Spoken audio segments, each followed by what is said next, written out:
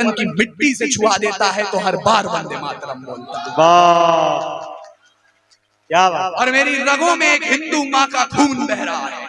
उसके बाद भी मैं आपसे कहना चाहता हूं, जितना मैंने इस्लाम को समझा है और कुरान को समझा है, कुरान में लिखा है अगर पानी की कमी हो और नमाज अदा करनी हो, आप उससे पहले वतन की मिट्टी से वजू कर लें, तब भी नमाज कबूल हो। क्या बात। और यह इतिहास के पन्ने पलट के देखिएगा, जब जलियांवाला बाग में जनरल डायर ने गोली चलाने का आदेश दे दिया तो उनसे पूछा गया क्यों चलवाई थी गोली। बोले पठान भाग रहे थे इसलिए गोली चलानी पड़ गई।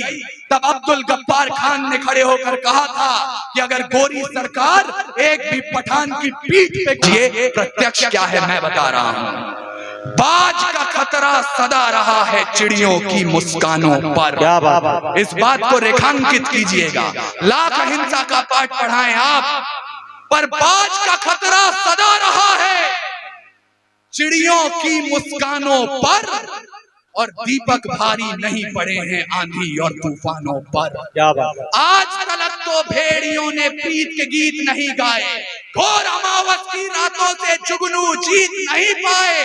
अरे ताप सूर्य का ताल ठोक कर सुबह की ओस से जीता है, सिर्फ कहानी किस्सों में कछुआ खरगोश से जीता है। बिन परवाज के चिड़िया पर तनिक नहीं इतराती है, हाथ जोड़कर मधुमक्खी भी छत्ता नहीं बचाती है, और अंबर की नपाई जैसे पंखों से की जाती है, शहद के छत्ते की रक्षा भी डंकों से की जाती है। इसलिए डंक मारना भी सीखिए। सुने जवानी बिहार की भी, दोनों मुट्ठी भींच के राह रोकिए तूफानों की तलवारों को खींच के। अरे परिवर्तन का नया उजाला केवल मशाल ही लाएंगे, और चिराग जलाकर इनकलाब ना आए ना आएंगे। आप सबके बड़े और हमारे भी आदरणीय रजा साहब यहाँ आ गए। उन्हें मैंने देखा तो उनकी कही एक बात मुझे याद आई।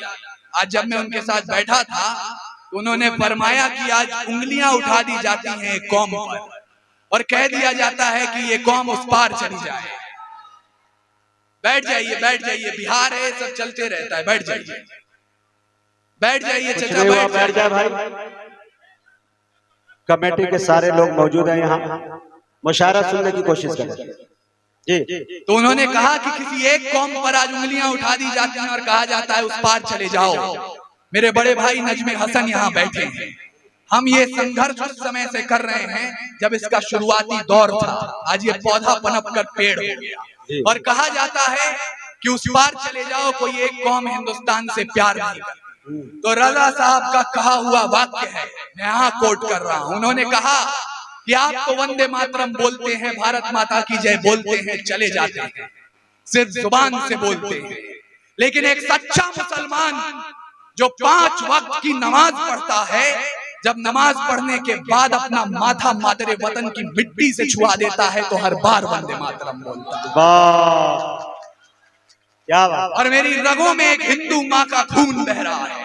उसके बाद भी मैं आपसे कहना चाहता हूं, जितना मैंने इस्लाम को समझा है और कुरान को समझा है, कुरान में लिखा है अगर पानी की कमी हो और नमाज अदा करनी हो, आप उससे पहले वतन की मिट्टी से वजू कर लें, तब भी नमाज कबूल हो।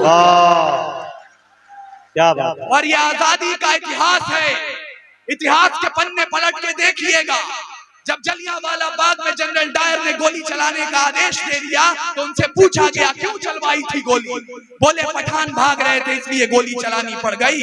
तब अब्दुल गफ्फार खान ने खड़े होकर कहा था कि अगर गोरी सरकार एक भी पठान की पीठ पे गोली दिखा दे तो मुसलमान उसी समय आजादी के संग्राम से पीछे हट जाएंगे। पूरे 5 दिनों तक पोस्टमार्टम चला, 76 पठानों की लाश मिली, और 76 के 76 ने गोली अपने सीने पर खाई। और मैं इसलिए बोल रहा हूं क्योंकि ये इस मंच का काम है जोड़ना, तोड़ना खादी का काम होगा, मंच का काम है जोड़ना। और मैं अपने बड़ों से सुनते आया हूँ, कविता और शायरी कभी भी सियासत का समर्थन नहीं करती है। जिस दिन शायरी सत्ता के समर्थन में उतर आती है, उस दिन या तो सरकार गिरती है या शायरी मरती है। हमें दोनों में से कोई काम नहीं करना है। और मुझे माफ करेंगे, लेकिन अगर कोई बैठे हो तो अपने बड़ों तक ये बात पहुंचाइएगा कि हमारे मुल्क में मुसलमानों की पहचान अजमल कसाब से नहीं होती, जो ताज होटल में घुसकर 166 लोगों को मौत के घाट उतार दे। हमारे देश में मुसलमानों की पहचान होती है तो कब्रिस्तान के उन खुददार रखवालों से जो बंबई कब्रिस्तान के गेट पर खड़े हो गए और बोले मर जाएंगे लेकिन इस नापाक जिस्म को अपने कब्रिस्तान में दफन नहीं होने देंगे।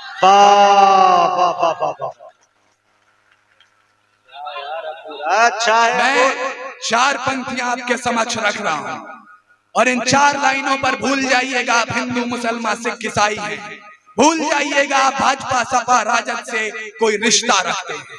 सिर्फ भारत माँ के बेटे और भारत माँ की वीरांगनाएं सुने और मुझे बताएं, ये संकल्प लीजिए, आज सतमलपुर की मिट्टी को अपनी मुट्ठियों में उठाकर कसम लीजिए कि रावण नहीं हम पलने देंगे साधुओं के वेश।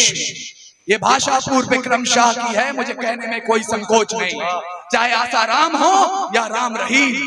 रावण नहीं हम पलने देंगे साधुओं के वेश में, और अफजल नहीं पनप सकते हैं अब्दुल कलाम के देश। फौलादी हिंदुस्तान है ये, दुर्योधन की जांग नहीं और भगत सिंह की मिट्टी पर खालिस्तान की मांग नहीं। इतिहास पृष्ठ पर लिखे गए जो फिर वो पाप नहीं होंगे। 17 बार मोहम्मद गोरी हरगिज माफ नहीं होंगे। रण विजय के बाद भी रण के वस्त्र नहीं अब छोड़ेंगे। कली फतेह के बाद अशोक शस्त्र नहीं अब छोड़ेंगे। 57 के जीत की डोली झांसी रोकी जाएगी, अब के बाद भगत सिंह की फांसी रोकी जाएगी। और हिंदुओं के मुस्लिम उनके शीश नहीं कटने देंगे, कसम तिरंगे की हमको फिर देश नहीं बटने देंगे।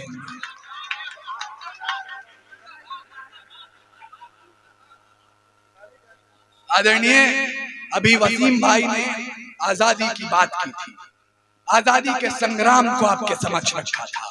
जिस नींव पर भारत की इमारत खड़ी है उसे आपके सामने रखा था, उन्हें भूलिएगा मत। आदरणीय विधायक जी, आदरणीय रजा साहब, बिलाल भाई, आप जहां पर भी हो, जमशेद भाई, आप लोगों ने ये महफिल सजाई है, भूलिएगा मत जिनके कारण हम ये जश्न मना पा रहे हैं। मैं उनको शब्द चढ़ाता हूं, ये अब शुरू हुआ है। हिंदू मुसलमान सिख ईसाई खोजा बोहरी पठान ब्राह्मण